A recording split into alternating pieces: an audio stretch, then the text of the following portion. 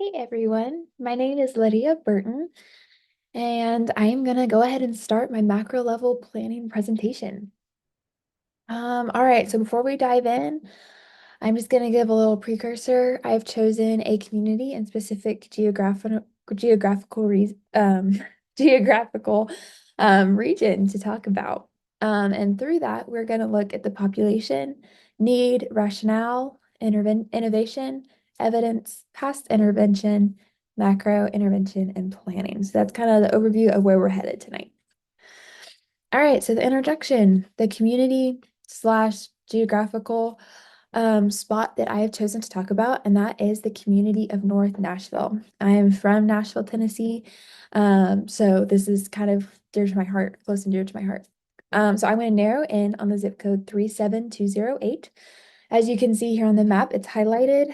So this is the region that we'll be talking about. The community of North Nashville has experienced centuries and centuries of systemic racism through multiple different forms, which we're going to dive into a little bit later. They've also experienced multiple natural disasters, like a big tornado in 2020 that has drastically impacted their community. They have increasingly high incarceration rates.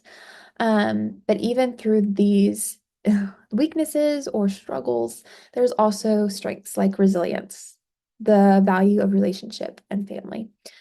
So our specific change effort is to reduce systemic racism and aid in reducing incarceration rates. All right, so the population, the need, and rationale behind choosing this community. As I already said, the community of North Nashville, predominantly African American, systemic racism through redlining, gentrification, even going back all the way to the 1800s. North Nashville's right by the river, and African Americans during the time of slavery. North Nashville was where they created their home because this was where plantation owners would transport African American slaves. So even going all the way back to the 1800s, you really saw that racism and oppression starting. Incarceration rates, the North Nashville has 14% of incarceration rate, which is the highest in the nation. So very high incarceration rates. So what is the need in this situation? I believe the need is for advocacy and policy, and more diversity in government, and also anti-violence initiatives. So one of the big areas of oppression was in the 1960s when Interstate 40 was voted by policymakers to go straight through the community of North Nashville. There were other routes that they could have taken, but government officials, leadership chose to put this interstate straight through North Nashville and their community. And this caused a lot of people to lose their homes, many homes that they'd had for generations. So that was one other example of oppression. All right, rationale. Well, on a personal note, Nashville is home. And I want to be a part of change in a city that I love and that I know has so much potential, but I also see has caused so much hurt. North Nashville has suffered for far too long, and it is time for change. It's time for leadership to come around them, and to enact change. And because of the growth of Nashville, North Nashville is experiencing the ramifications. As I mentioned, like gentrification, that is big in North Nashville. And residents who have lived in North Nashville for years are being pushed out because they can't afford property taxes. Okay, so overview of scholarly research. Due to time for this presentation, I'm just going to do bullet points real quick and over through the scholarly research. We've seen and read that about redlining, gentrification and high incarceration rates have really impacted North Nashville, and it's an area that needs to be changed, that needs growth. So an example of high incarceration rates in 2021, there were 598 violent offenses committed, which is just a high number. And you have to wonder if the location of police precincts matters in this number. There are actually five different police precincts surrounding the area of North Nashville. And so this creates the question and curiosity to inquire if maybe these high incarceration rates can be connected to the high police presence in the area. Here's a visual of those police precincts. They're all around North Nashville. All right, so what about past evidence-based interventions when it comes to violence intervention? Well, there's the Urban Peace Institute, which partnered with violence intervention agencies, local government, community leaders, law enforcement to use strategies to address the issues that lead to violence in a community. The specific community was South Park neighborhood in Los Angeles, and this was proven to be beneficial, and it reduced some violence and offered to support for this neighborhood.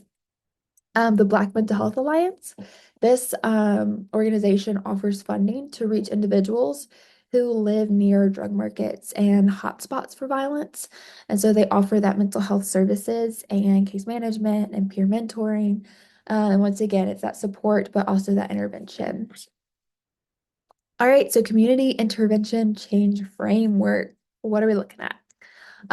Violence interrupters on street outreach can be huge, and group violence interventions. And lastly, community-driven crime prevention through environmental design programs. All three of these are great community intervention change frameworks that could really be applied to North Nashville community and the change we're wanting to see. All right, so theoretical perspectives that really drive this work. Systems theory, we know individuals do not live in isolation and do not live alone, and that there's so many different systems working together and impacting each other. Anti-oppressive practice, anti-racism, and cultural humility and cultural safety. Um, okay, so lastly, summary of the literature for this section.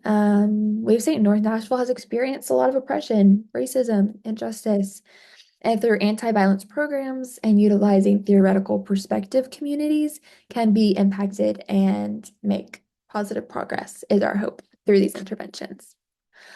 All right, engagement. So who are the stakeholders? That would include community members, government officials, and law enforcement. What would my role be in this intervention and in this planning? My role is not to do the work on my own, but to listen to the community members, hear them, and then help them see they have resilience and strength in themselves to make the change they want to see and advocate for the change they want to see. That may mean um, encouraging them, uplifting them to go speak to policymakers, government officials, local government, whatever that may be, that may mean for them to make change happen. But they're also not alone, and I'm there. Community tensions. There could be some community tensions when some community members are okay with how their life is going right now, and then others are wanting change. There can also be tensions between community members and leadership in policy and government when things maybe don't go in a positive direction. All right, so opportunities and engagement. North Nashville has so many strengths, and one of which is having universities within their community. So they have Fisk University, Meharry Medical College, and TSU. So those are huge strengths in education, and also just their sense of family and relationships and relying on each other as a community, which they've been forced into and past depression, but it is something beautiful, the sense of family that they have. Politicians want Nashville to continue to grow, and North Nashville is seen as that opportunity to many people. And that is why you see Nashville trying to build up North Nashville. Property taxes are increasing, property costs are increasing. So that is huge, is politicians are seeing North Nashville as opportunity for growth. What we know that North Nashville has experienced a lot, that they have so many strengths within. We just need to open our eyes and ears to see and hear them. Assessment. What is the target goal? The target goal is to end systemic racism ultimately and to reduce violence and incarceration rates for North Nashville. What does positive change look like? Positive change will look like leadership, inviting community members to the table, to hear their voice, truly listen to them, and also violence intervention. So what does the community need or want? I believe they want their community back, and they want to be heard, and they want to have a place at the table for decisions. How are voices being heard? I believe voices are being heard right now from certain activists in North Nashville. One of which is Rashida Fatuga. She is an activist who has really gone into a lot of schools for violence intervention, street intervention programs, advocating with a loud voice to try to get people to hear and to see North Nashville. What is an intervention strategy that we could use to affect change? I believe violence intervention in the streets. This could aid in advocating for community members and as a means to de-escalate a situation before it gets violent, as well as to get policies put into place as more of a prevention instead of just a treatment. Um, because ultimately we want to reduce violence, reduce incarcerations, because we know that impacts people's lives and families and homes. Who is involved? Community members, lawmakers, social workers, law enforcement, and community activists should all be involved. Who would need to be engaged to carry this out? Policymakers, government officials, law enforcement, and community members. All of the above parties are important and required for this to happen and for this to work. Who are key stakeholders? Very similar to what I've already mentioned. Community members are stakeholders, lawmakers, law enforcement. They can assist by looking at the presence of law enforcement and in the housing laws and in the growth of Nashville. What strengths and resources are available? A strong community, truly a strong and resilient community. Two large universities or strengths, or three large universities, excuse me. Change will happen when the community is brought to the table of discussion and policymakers begin to care more about people than they do about money and success. What theory is guiding this intervention?